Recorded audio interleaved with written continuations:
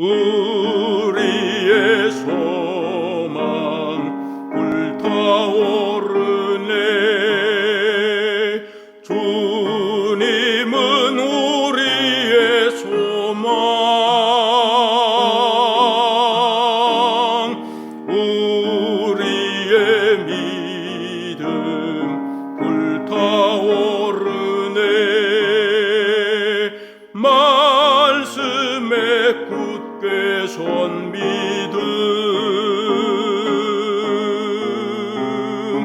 나은 때가 없으리. 주님 다시 오시리. 깨어 노래하여라. 할렐루야. 왕의 왕, 우리의 소망 불타오르네.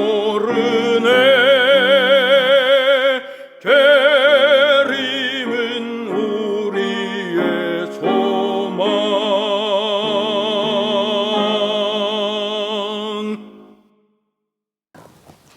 안녕하세요. 오늘 공부는 시대소망 제44장 참된 표적입니다.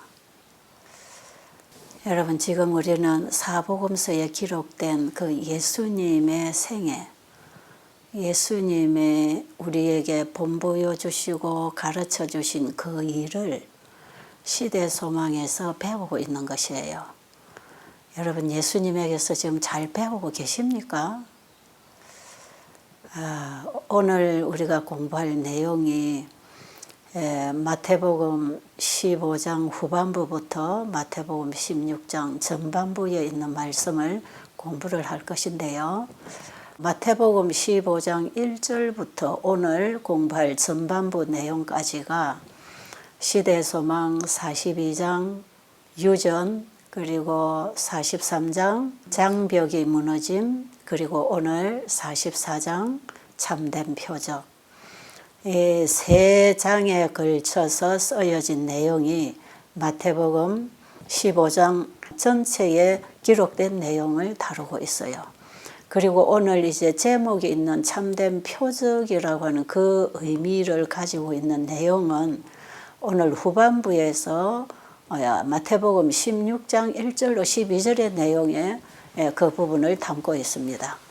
자, 그러면 오늘 본문의 말씀을 마태복음 15장 후반부와 16장 전반부의 내용을 읽어드리도록 하겠습니다.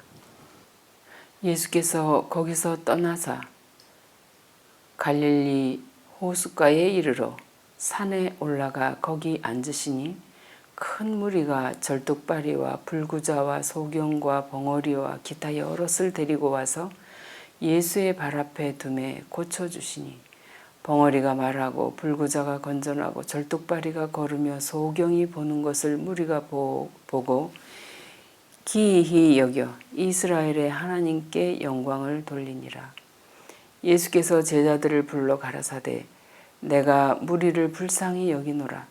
저희가 나와 함께 있은지 이미 사흘임에 먹을 것이 없도다. 길에서 기진할까 하여 굶겨 보내지 못하겠노라. 제 아들이 가로되 광야에 있어 우리가 어디서 이런 무리에 배부를 만큼 떡을 얻으리이까? 예수께서 가라사대 너희에게 떡이 몇 개나 있느냐? 가로되 7개와 작은 생선 2마리가 있나이다 하거늘 예수께서 무리를 명하사 땅에 앉게 하시고 떡 7개와 그 생선을 가지사 축사하시고 떼어 제자들에게 주시니 제자들이 무리에게 주매 다 배불리 먹고 남은 조각을 7광주리에 차게 거두었으며 먹은 자는 여자와 아이 외에 4,000명이었더라. 예수께서 무리를 흩어 보내시고 배에 오르사 마가단 지경에 가시니라.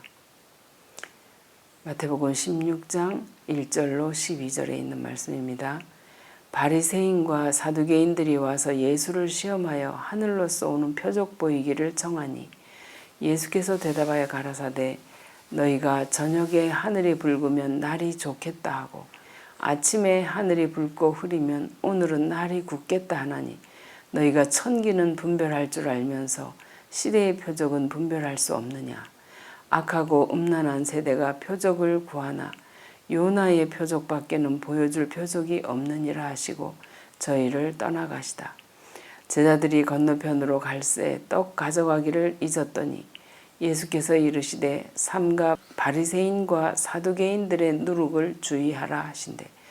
제자들이 서로 의논하여 가로되 우리가 떡을 가져오지 아니하였도다 하거늘 예수께서 아시고 가라사대 믿음이 적은 자들아 어찌 떡이 없으므로 서로 의논하느냐.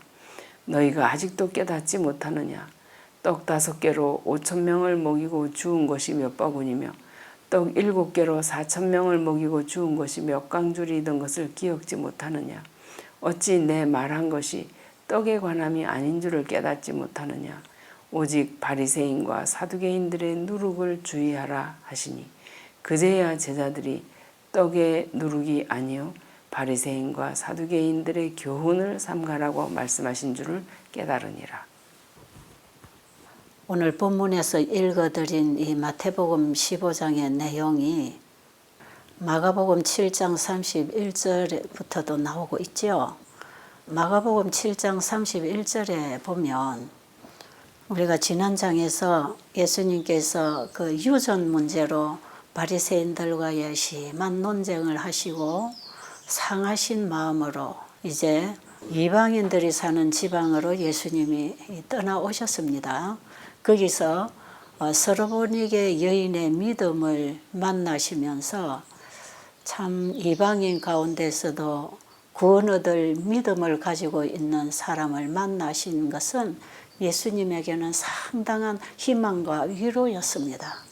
거기서 서로보니게 여인의 귀신 들린 그 딸을 고쳐주시고 그 다음에 지난번에 우리가 그라사 지방에서 귀신 들린 광인을 예수님이 고쳐주신 거 기억하시죠? 갈릴리에서의 위기장에서 이거 공부했잖아요. 그 데가볼리 지방에 그라사 광인을 고쳐주시고 그 광인 속에서 광기를 일으킨 그 사탄을 돼지떼에게로 들어가라고 하셨고 이제 돼지떼가 한 2,000마리가 호수에 빠져서 몰살을 하는 이런 일로 인해서 예수님이 거기 쫓겨나셨지요. 그러면서 이 두 사람을 데가볼리 지방의 최초의 선교사로 보냈다. 이제 이런 공부는 우리가 했습니다. 그리고 이들이 자기가 살던 동네에 가서 자기를 회복시켜 주신 그 예수님 얘기를 그 주변 지역에 다 소문을 퍼뜨렸어요.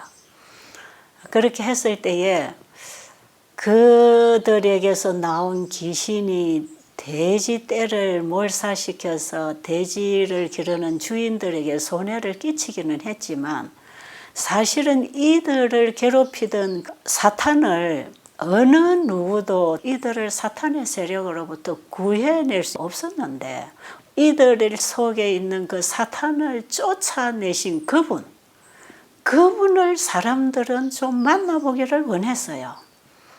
그래서 이들이 그곳에 예수님을 전했을 때에 이들은 그 예수님을 만나보기를 원했는데 오늘 예수님이 이제 그 지역으로 가셨지 않습니까?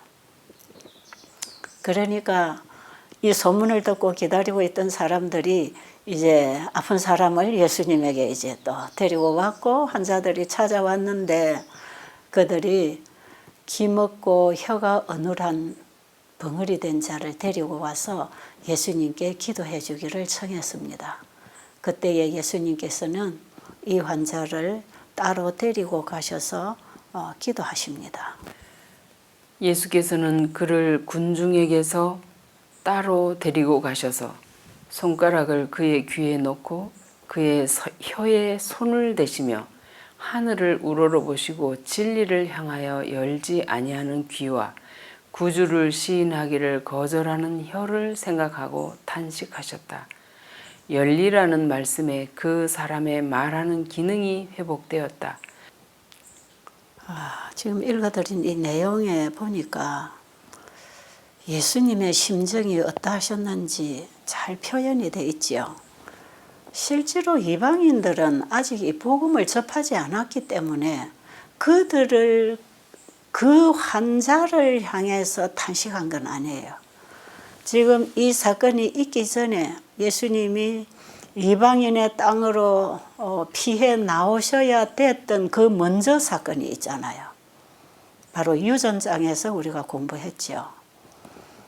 그 바리새인들과 서기관들이 예수님을 봐도 보지 못하고 그분의 음성을 들어도 깨닫지 못하고 또 그들 마음에 성령의 세미한 음성이 와서 깨우쳐 줬는데도 그들의 혀로 그분을 시인하지 않는 그 완고한 그 이스라엘의 지도자들을 통해서 예수님은 정말 마음이 아프셨고 탄식하는 그런 심령이 있으셨기 때문에 이 환자를 치료하실 때에 예수님은 바리새인들의 영적 기능이 회복되기를 바라셨어요. 그런 탄식하는 기도가 지금 드려지고 있었다는 걸 우리가 좀 알아야 되겠고요. 지금 예수님께서 계속 유대 지도자들과 다투면서 정말 심장이 터질 만큼 답답한 투쟁을 하면서 지금 여기까지 오셨잖아요. 지난 장의 유전장에서도 하나님께서 심으시지 않는 것은 다 뽑힐 것이라는 그 말씀을 하시고 장님이 장님을 인도하면 둘 다 구렁텅이에 빠진다는 이런 말씀을 하실 때에 그 당시 유대 지도자들에게 이 영적인 기능이 다 죽어 있었던 것을 예수님은 보셨잖아요. 그래서 그들은 인간이 만든 계명과 인간의 유전을 가르치면서 하나님이 주신 분명한 계명을 인간의 계명으로 바꾸어서 자기들의 이기심을 만족시키고 자기들의 자존심을 세우기 위한 이런 식으로 성경을 가르치고 신앙을 사람들에게 가르치고 있었단 말이죠. 그런 것들은 다 뽑힐 것들이죠. 이거는 다 장님이 장님을 인도하는 것이지요. 그러니까 이 지도자들의 눈먼 상태가 백성들을 그렇게 이끌어 가실 것이기 때문에 오늘 공부에서도 보면 계속 예수님은 제자들에게 바리새인과 서기관들의 누룩을 조심해라. 그들의 가르침을 받으면 장님이 장님을 인도하는 대로 따라가는 것밖에 안 되니까 제발 너희들은 눈을 뜨고 귀를 열고 하나님께서 주신 영적 기능을 회복해야 된다. 이런 가슴으로 지금 이 환자를 고치고 계시는 것이죠. 그런데 이방인들은 이 평생 동안을 제대로 말을 못하고 듣지 못했던 이 환자가 고쳐진 모습을 보고 놀랬잖아요. 정말 이스라엘의 하나님은 놀라운 분이라는 사실을 알고 또 이 일을 소문내지 말라고 했지만 입이 열린 사람이 가만히 있겠습니까? 이제 열린 혀로 그 예수님을 전하기 시작했고 많은 무리가 예수님 계신 곳으로 찾아오게 될 때 예수님은 산 위에 높은 곳에 오르셔서 이제 아래 모여드는 군중들에게 천국 복음을 전파하시고 거기에 찾아온 수많은 병자들을 고치시는 얘기가 오늘 본문의 말씀에 나오잖아요. 그게 어떤 환자들을 고치셨죠?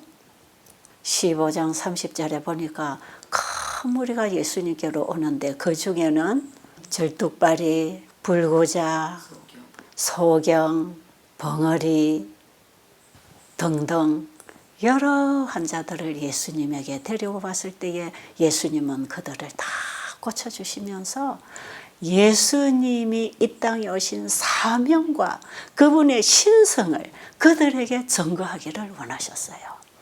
예수님이 하시는 그 모든 일과 예수님이 가르치시는 그 복음 말씀이 바로 예수님이 이 땅에 오셔서 해야 할 그 일을 하고 계셨거든요. 그래서 예수님이 이 땅에 오셔서 그 일을 하실 것에 대해서 이미 이사야 선지자를 통해서 예언한 말씀이 있지요. 이사야 9장 1절과 2절에 있는 말씀 보겠습니다. 전에 고통하던 자에게는 흑암이 없으리로다. 옛적에는 여호와께서 스불론 땅과 납달리 땅으로 멸시를 당케 하셨더니 후에는 해변 길과 요단 저편 이방의 갈릴리를 영화롭게 하셨느니라. 흑암에 행하던 백성이 큰 빛을 보고 사망의 그늘진 땅에 거하던 자에게 빛이 비치도다. 지금 예수님이 이방인의 땅에 오셔서 이 이적을 행하신 이런 모습이 이미 이사야 선지자를 통해서 다 예언이 돼 있네요. 그리고 이때에 사람들이 너무 진지하게 이 복음을 받고 그 하나님을 배우게 되는 그런 분위기를 보시면서 거기서 3일 동안을 노숙을 하면서 그 자리에서 사람들이 떠나지 않아서 가지고 온 떡들을 먹으면서 거기서 자고 먹고 하면서 계속 3일간의 집회가 열렸네요. 근데 3일 동안 이 집회를 하고 보니까 이제 가지고 온 떡들이 다 떨어졌지요. 근데 여기서 예수님이 칠병이의의 이적을 행하십니다. 지난번에 우리는 오병이의의 이적을 유대 민족들에게서 행하신 것을 봤잖아요. 그런데 오늘은 여기가 이방인의 땅이고 거의 모인 무리들은 다 이방인들이에요. 근데 이방인들에게 예수님께서는 동일하게 떡을 만들어서 먹이시는 이적을 행하십니다.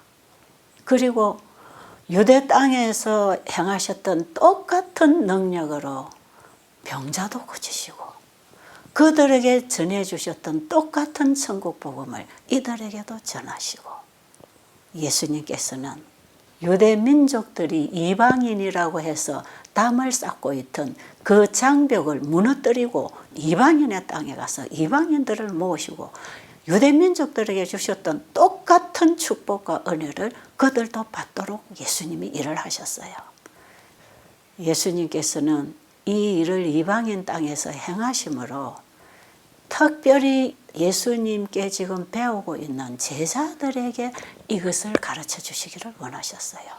왜 그러냐면 예수님께서 가르치시고 이제 이 땅에 남겨두실 이 제자들이 앞으로 이 이방인들에게나 모든 민족들에게 이 천국 복음을 전해야 됐기 때문에 지금까지도 이방인에 대한 벽이 강하게 막혀 있었던 이 제자들의 생각마저도 예수님은 깨트려 주기를 원하셨어요. 천국 복음은 모든 민족에게 전파되어야 한다고 하는 것. 어떤 장벽도 천국 복음이 나가는 데는 막히지 않았다는 것. 이것을 예수님은 직접 보여주셨어요. 이제 3일간의 이 집회를 하시고 천국 복음을 전하시고 병자를 고치시고 떡을 이적을 행해서 이들에게 다 먹여 주시고 그들이 이 떡을 먹고 자기 있는 곳으로 돌아가서 예수님 소문을 얼마나 퍼뜨렸겠습니까? 그리고 또 그 남은 부스러기를 가지고 가서 자기 가족들에게 친구들에게 그 떡을 먹이면서 이게 놀라운 떡이다. 이게 우리가 그냥 보리로 반죽해서 구운 떡 그런 떡이 아니고 이거는 정말 하늘에서 하나님이 내려와서 우리에게 먹여준 떡이다. 그분이 이런 일을 하셨단다. 이런 소문은 그들이 가는 곳마다 가장 놀라운 소식으로 전파가 되었겠지요. 예수님께서 오히려 이방인의 땅에 가셔서 너무 힘을 얻으셨어요. 이방인 중에서 이렇게 많은 사람들이 준비되어 있다는 것.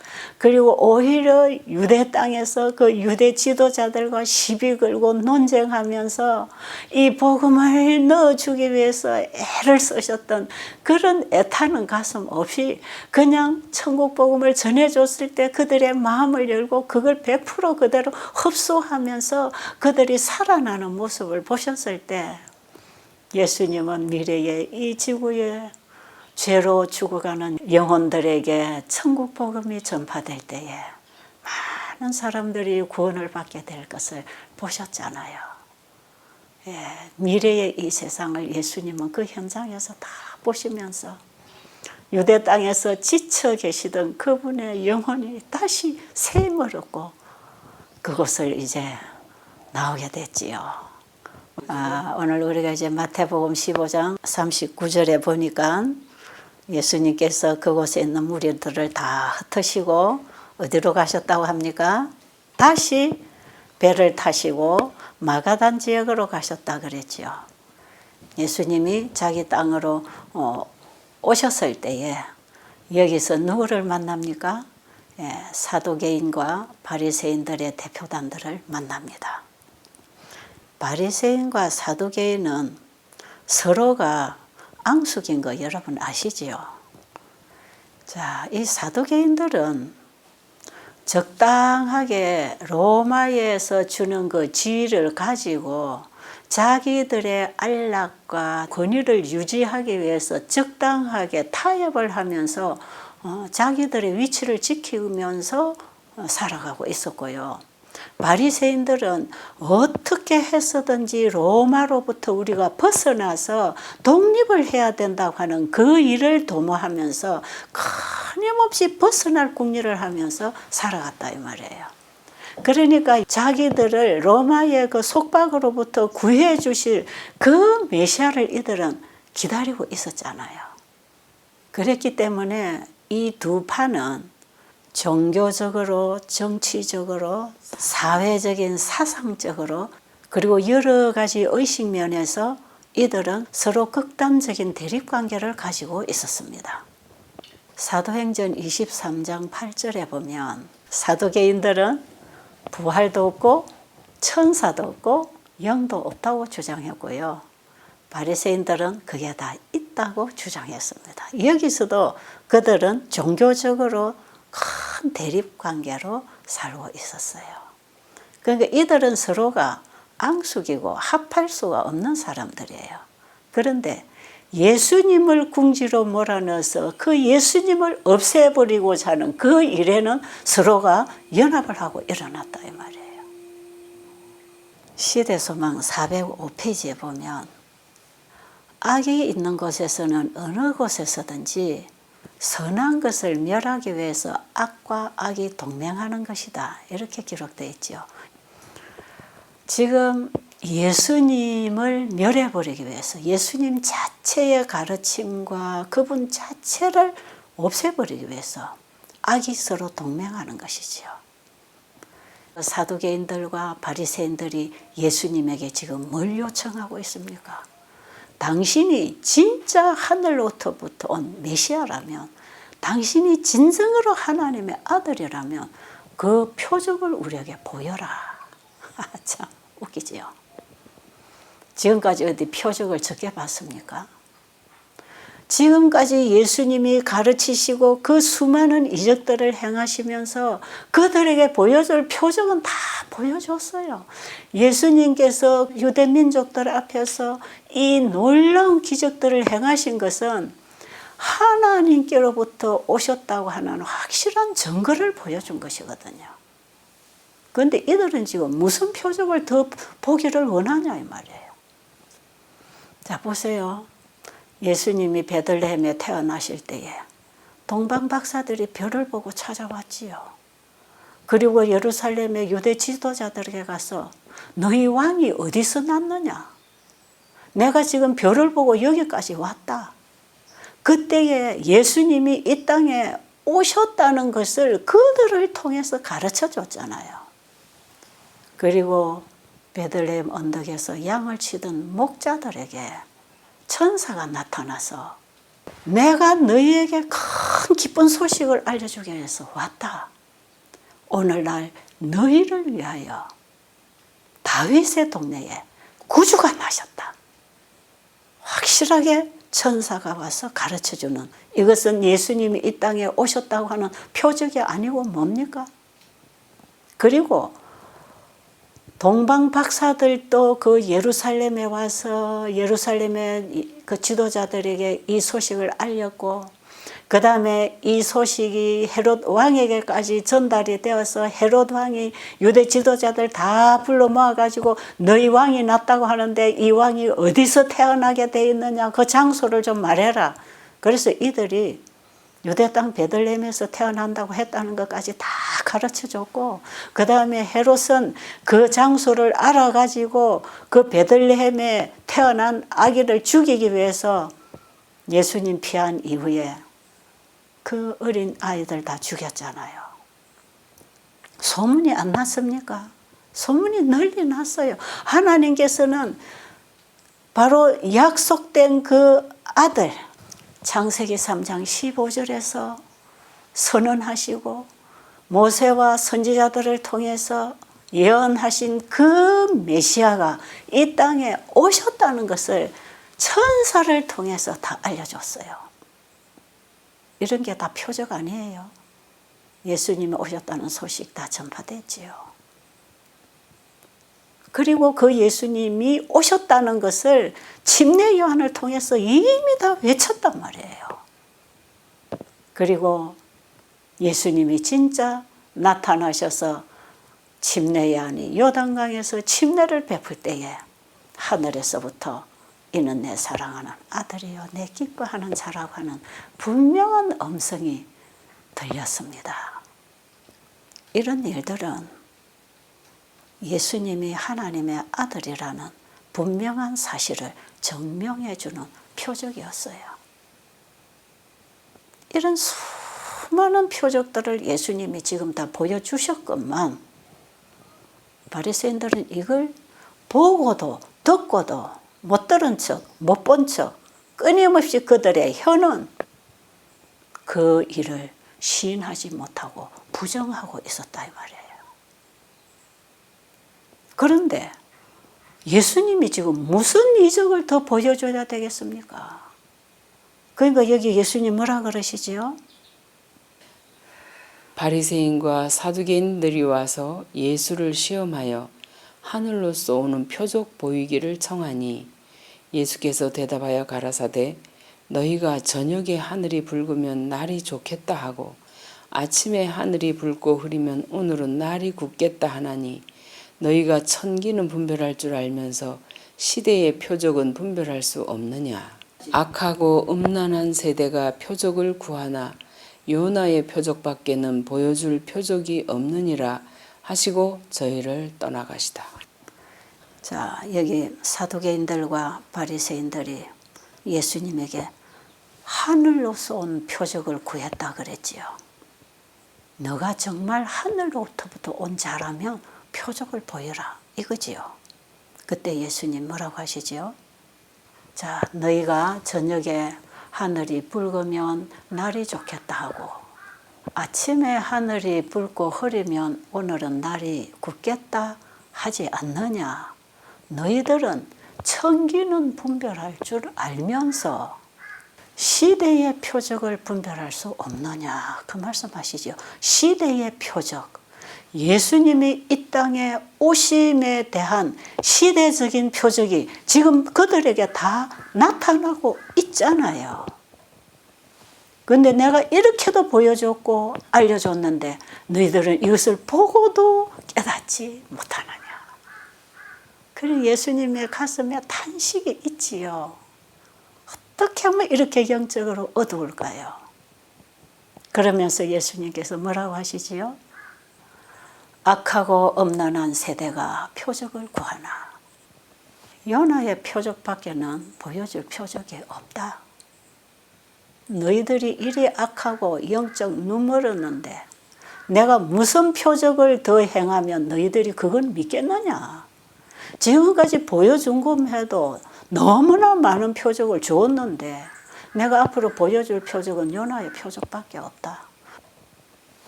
여러분 요나의 사건 잘 아시죠? 요나의 표적밖에 보여줄 것이 없다고 하는 것은 예수님이 십자가에 달리시고 죽으시고 부활을 하심으로써 그들이 진정으로 그 표적을 메시아의 오심으로 믿으면 그들 마음에는 영적 혁신이 일어날 것이었습니다. 그것이 필요했다는 것이지요. 예수님은 십자가에 달리심으로 그들에게 그 표적을 보여주기를 원하셨어요. 그런데 사실 예수님께서 십자가에 달리시고 죽으시고 3일 만에 부활하신 그 이후에 많은 유대 지도자들이 회개하고 예수님을 받아들이는 일들이 일어났잖아요. 밤중에 예수님을 찾아갔던 니고데모도 비로소 십자가 앞에서 예수님이 세상 죄를 위해 높이 달리신 구리뱀이 되셔서 운명하시는 그 예수님을 바라보고 니고데모도 예수님이 세상의 구주라는 사실을 믿게 된 것이거든요. 그 이후에 제자들이 성령을 받아서 먼저 유대와 사마리아와 온 예루살렘과 땅끝까지 복음을 전하라고 하는 그 복음을 전하고 있을 때, 그때에 예수님 살아생전에 그분을 알아보지 못했던 많은 유대 지도자들이 예수님을 믿게 됐지요. 그 표적이야말로 사람들을 거듭나게 하는 표적, 사람들의 육을 깨뜨리고 성령의 사람으로 회복될 수 있는 표적이 예수님의 십자가에서 보여주신 그 표적입니다. 그 표적이 믿는 자 속에서 일어날 하나님의 역사였습니다. 예수님이 하나님의 아들임을 증거하는 가장 명확한 표적은 예수님의 생애에서 하나님의 품성이 드러난 것이에요. 그리고 예수님께서 일하신 모든 일이 인류의 행복을 위해서, 인류를 살려주기 위해서 일하신 그분의 품성, 그분의 사랑이 그분의 일을 통해서 나타난 것, 이것이야말로 가장 큰 표적이었어요. 그런데 유대인들이 예수님이 행하시는 이 표적을 보고도 받아들이지 않았던 것은 그 예수님이 행하시는 일을 통해서 하나님의 품성이 확연하게 드러났기 때문에 예수님에게로부터 비추어오는 그 하나님의 품성과 자신들의 그 가정한 품성을 비추어 볼 때 회개하기 싫었기 때문에 그 예수님을 거절하고 있었던 거 아닙니까? 그들이 예수님으로부터 비추어오는 참된 표적인 하나님의 품성을 알았더라면, 아, 내가 죄인이구나. 그리고 자기를 회개하고 그 예수님을 믿음으로 받아들였을 텐데 그들이 그것을 하기 싫어했어요. 자기를 포기하기 싫어서, 자기 자존심을 포기하기 싫어서, 자기가 지금까지 주장했던 그 주장을 포기하는 것은 너무나 자존심 상하는 일이었기 때문에 끊임없이 예수님께로부터 오는 놀라운 표적이 그들의 가슴에 사랑의 빛으로 감동으로 들어갔지만 그들이 전혀 못 깨달았던 것은 아니거든요. 침례 요한의 기별을 듣고도 많은 유대 지도자들이 회개하는 행동은 안 했지만 집으로 돌아가서 자기들 죄인인 걸 철저히 깨달았다 그랬어요. 마찬가지로 지금 예수님이 보이시는 이런 일들을 통해서 하늘이 땅에 내려온 걸 봤다 이 말이에요. 그런데도 자기들이 주장했던 그 자만을 포기하기 싫어서 거절해놓고는 지금 뭘 또 보여달라고 하는 것이에요. 그러니까 예수님은 더 보여줄 게 없다는 것이요.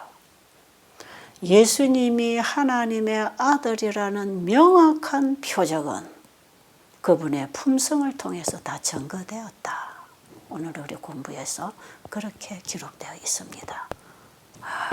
오늘날에도 하나님께서 주신 이 하늘로부터 온 진리가 제시될 때에 유대인들처럼 그 진리를 받아들이면 자기 안에서 거듭나는 경험, 변화되는 경험이 일어나서 이 일이야말로 하나님께로부터 온 진리라는 사실을 믿게 될 텐데 사람들은 하나님의 말씀 앞에 분명하게 우리에게 보여주신 이 천국 복음, 현대 진리 앞에 자기를 포기하지 않고 자기 생각을 내려놓지 않고 자기 자존심 상할까 봐 자기들이 가르치고 주장했던 것을 포기하지 아니하므로 그들은 어디에 관심을 두는지 아세요?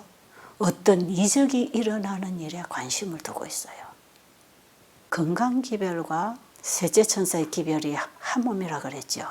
셋째천사의 기별은 영원한 복음입니다. 예수님입니다. 그 예수님을 믿음으로 말미암아 그분의 말씀에 순종할 때에 그분은 우리의 병을 고치시는데 이것이 하나님이 행하시는 기적이에요. 그래서 우리가 그분을 믿고 그분의 말씀에 순종할 때에 우리의 몸이 회복되는 것, 이것이야말로 참된 표적이지요. 그런데 주님을 받아들이기 위하여 자기를 포기하는 걸 싫어하고 그분의 말씀에 순종하기 위하여 자기 생각을 포기하지 않을 때 그들은 자만하고 자중심적인 그 사상과 그 신앙을 고집하면서 하나님의 복음이 외쳐지고 있을 때 어떤 기적이 일어나나 일어나지 않나를 지켜보고 있단 말이에요. 그래서 오늘날에도 이 건강기별을 셋째천사 기별과 함께 전하면 무슨 이적이 일어나는가를 많이 기대하고 있어요, 사람들이. 그리고 어떤 사람들이 만져줬더니 병이 나아버렸다. 어떻게 했더니 기도했더니 병이 나았다. 거기에 관심이 막 쏠리고 있어요.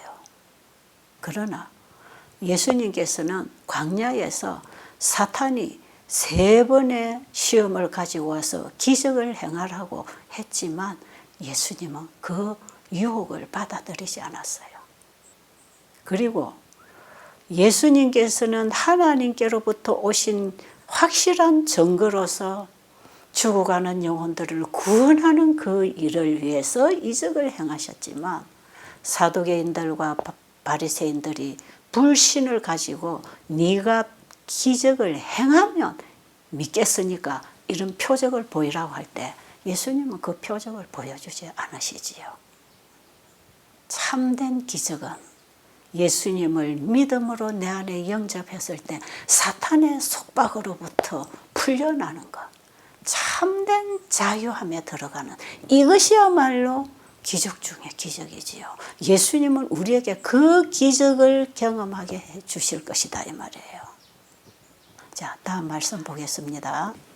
한 영혼이 회개하고 하나님을 사랑하고 그 계명을 지키기를 배우는 때마다 또 새 영을 너희 속에 두고 새 마음을 너희에게 주시겠다는 하나님의 약속이 성취되는 것이다. 인간의 마음에 일어나는 변화, 곧 인간의 품성의 변화는 살아계신 구주께서 영혼을 구하시려고 역사하고 계심을 보여주는 기적이다. 자, 이 말씀 속에 보니까 참된 기적은 뭡니까? 죄인이 예수님을 믿음으로 말미암아 거듭나고 그의 인생의 목적과 사상과 가치관에 변화가 일어나는 영적 대혁신, 완전히 거듭나는 것. 사탄의 종으로 살아가던 사람이 세상의 가치를 두고 살아가던 사람들이 예수님을 만나고 하늘로부터 온 이 천국 복음을 받고 그들의 생각의 변화, 사상의 변화, 인생의 변화, 그 변화가 일어나는 것이야말로 참된 표적 중에 표적이다. 그리고 또 하나의 기적을 여기 말씀하고 있지요.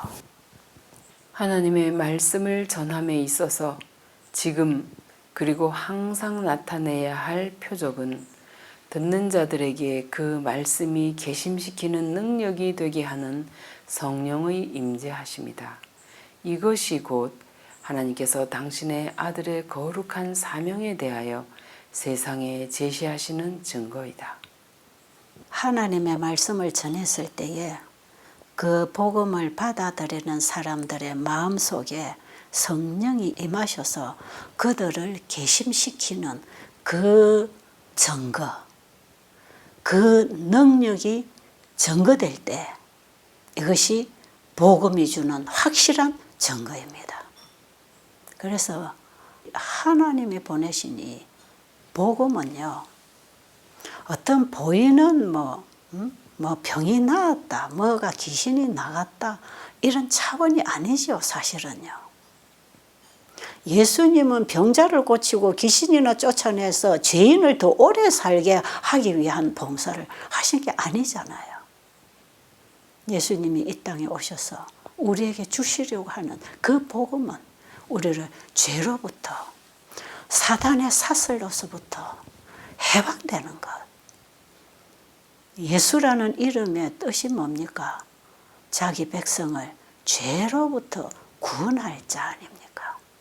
그 예수가 우리 인류에게 가장 큰 복음이고 가장 기쁜 소식이다 이 말이에요. 우리는 그 예수님을 믿어서 내가 날마다 죄로부터 구원받는 경험, 사단의 사슬에서도 풀려나서 세상적으로 살아가고 세상을 사랑하고 정욕적으로 살아가던 그 모든 정신에서 우리가 구원을 받는 것입니다. 그래서 우리의 가치가 하늘에 있고 우리의 인생의 길이 하늘을 향해서 돌아오는 이런 놀라운 변화, 이것이야말로 진리가 우리에게 주는 참된 기적이고 증거이지요. 자, 여기 이제 마태복음 16장 4절에 보니까 이제 예수님께서 표적을 구하는 이 바리새인과 사두개인들에게 요나의 표적밖에는 보일 게 없다고 말씀하시고 제자들을 데리고 이제 그곳을 떠나십니다. 그리고 떠나시면서 예수님이 제자들에게 무슨 말씀을 하시지요? 16장 6절에 보니까 삼가 바리새인과 사두개인들의 누룩을 주의해라. 예수님께서 제자들에게 이 말씀을 왜 하셨습니까? 다음 말씀 볼게요. 예수께서는 삼가 바리새인들과 사두개인들의 누룩을 주의하라고 말씀하셨다. 바리새인과 사두개인들의 교활한 논법이 제자들을 불신으로 인도하여 그리스도의 사업을 경하게 여기게 할 위험이 있었던 것이다. 지금 이 예수님을 따른다고 하는 이 제자들도 그들의 사상에는 바리새인들과 사두개인들의 그 누룩이 많이 퍼져 있었어요. 그들의 사상과 그들의 가르침으로 이 사람들이 이게 몸에 배어 있었어요. 그러니까 지금 예수님께서 사두개인과 바리새인들의 그 지도자들 앞에서 요나의 표적밖에는 보일 게 없다 하고 그냥 예수님이 가자 하고 지금 떠나오셨잖아요. 이러한 예수님의 행동을 지켜본 이 제자들은 예수님에게 계속 불만이 쌓였어요. 아니, 지금까지 행하던 그 많은 이적을 행하라면 여기서도 좀 행하면 될 텐데 왜 저런 말씀을 툭 해버리고는 그냥 가자고 하는가? 참 이해가 안 되지요.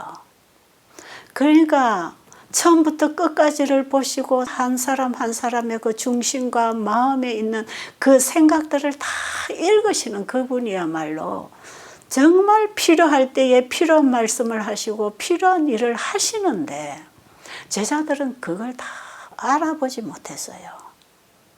그러니까 예수님이 하시는 이런 일들이 이해가 너무 안 되는 거지요. 제자들도 역시 바리새인이나 이 사두개인들하고 예수님이 좀 연합되어서 좀 저들에게 인정을 받으면서 으쌰으쌰하고 좀 일을 하시면 예수님을 따르는 자기 자신들도 좀 으쌰으쌰 하겠는데 전혀 예수님은 그런 정신을 제자들에게 하나도 심어주지 않았어요. 오히려 그것을 계속 포기하도록 예수님은 제자들을 데리고 다니시면서 보여주시고 가르쳐 주시는 것이에요. 제자들의 상태를 가장 잘 아시는 주님께서 어떤 염려를 하고 계셨는지 다음 말씀에서 참 분명하게 기록이 되어 있네요. 읽어드릴게요. 자신을 예수의 제자로 분류하면서도 그의 제자가 되기 위하여 모든 것을 버리지 않은 자들은 바리새인들의 논중에 크게 영향을 받았다.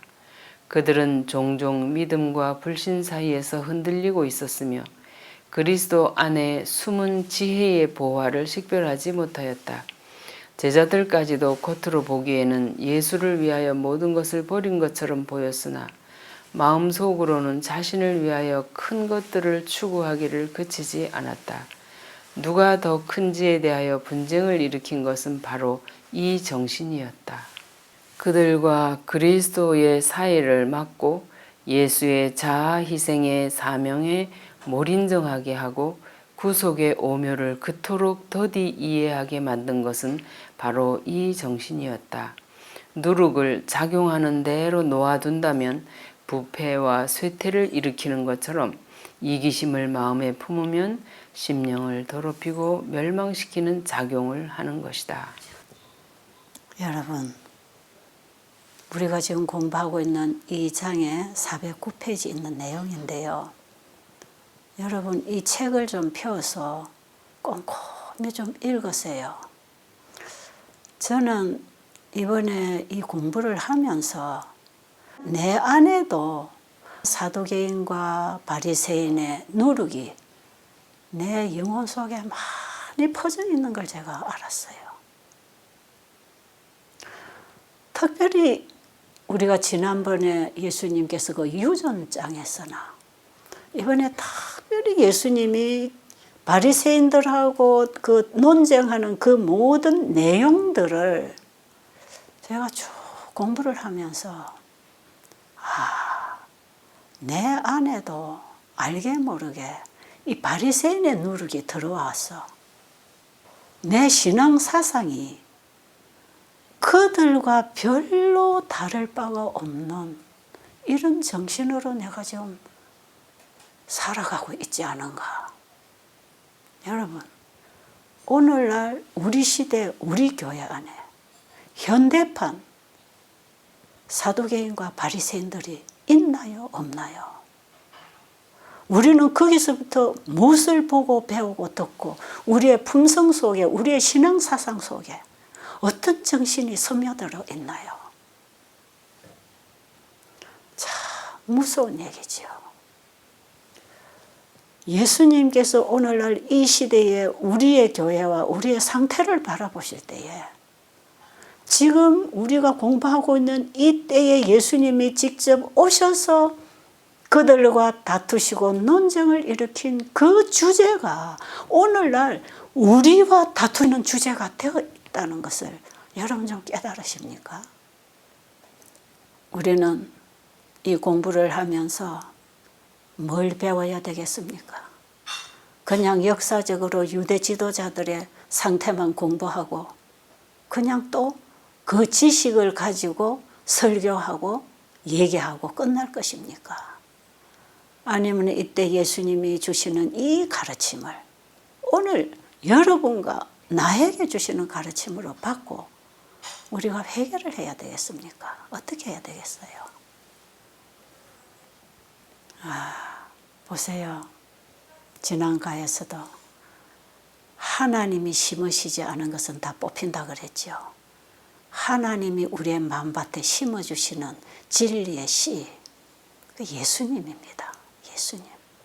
예수님을 우리 안에 믿음으로 말미암아 예수님 안에서 배우는 그 예수님 학교에 들어가서 직접 예수님께 듣고 배우고 변화받지 않으면 우리가 지금까지 듣고 배운 이 사두개인과 바리새인들의 그 사상, 그 가르침이 우리의 영혼을 지금 지배하고 있단 말이에요. 우리가 얼마나 잘못 배웠는지 몰라요. 복음을 전한다고 하는 많은 사람들의 설교를 들어보면 그들이 일하는 그 정신을 보면 다 누룩이 퍼져 있어요. 순수한 오직 예수를 믿음으로 말미암은 그 의로 하나님의 품성이 우리의 일과 삶과 가르침을 통해서 증거되지 않는다면 하늘에서부터 온 것이 아니라는 것이지요. 이 천국 복음, 이 복음을 받아들인 자가 증거를 통해서 전파할 때 예수님 재림하십니다. 여러분 이 부분에 와서 좀 고민하시기 바랍니다. 여기서 고민하고 바로 서지 않으면 우리는 다 속고 있습니다. 우리는 스스로 할 수 없기 때문에 주님이 하신다는 것까지 믿음은 가르쳐지고 믿고 있지만 그분을 내 안에 받아들여서 내가 죽고 예수님으로 살아서 새로운 신앙의 대혁신이 일어나는 이 거듭남과 성화의 경험이 뭔지를 모르는 사람들은 주님 앞에 자아가 포기되기를 원치 않고 내가 좀 배우고 알고 있는 지식으로 대충 가르쳐서 복음을 전한다고 하는 이런 사람들의 가르침 속에 어떤 오류가 있는가? 지금 읽어드린 말씀 속에 제자들이 다 버리고 예수님을 따른다고 했지만 그들은 자기 자신을 포기하지 않았어요. 그리고 세상에 대한 어떤 야망과 욕망도 포기하지 않았어요. 그 제자들 속에는 예수님을 따르다 보면 예수님이 유대 왕으로 앉을 때 자기들이 가장 높은 자리에 앉을 수 있다고 하는 그 야망을 가지고 지금 예수님을 따라다니고 있잖아요.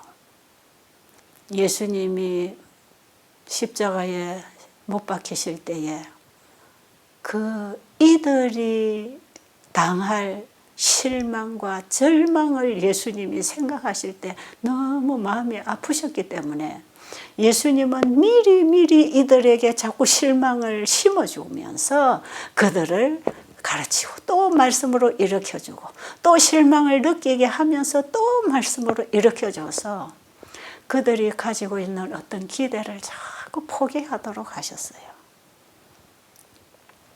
근데 예수님을 믿음으로 말미암아 내 안에서 일어나는 이 구속의 경륜은 오직 하늘로서부터 온 능력이고 기적이거든요. 우리는 그 기적을 경험해야 합니다. 우리에게는 그 하나님의 능력이 필요한 사람들이에요. 그렇게 되기 위해서는 사도 바울의 고백처럼 내가 그리스도와 함께 십자가에 못 박혀 있고 내 안에는 예수님이 사시는 참된 믿음으로 말미암아 하나님의 의를 소유한 자들이 그분의 계명을 지킴으로 하나님의 의의 열매를 맺게 되는 참된 믿음으로 말미암은 의를 경험하고 살아야 되는 것이에요. 이 부분에 오늘 우리는 아직 들어가지 못했다면 여러분이 이 일이 이루어질 때까지 공부하시고 더 낮게 주님 앞에 내가 포기되는 그 경험을 하시지 않으면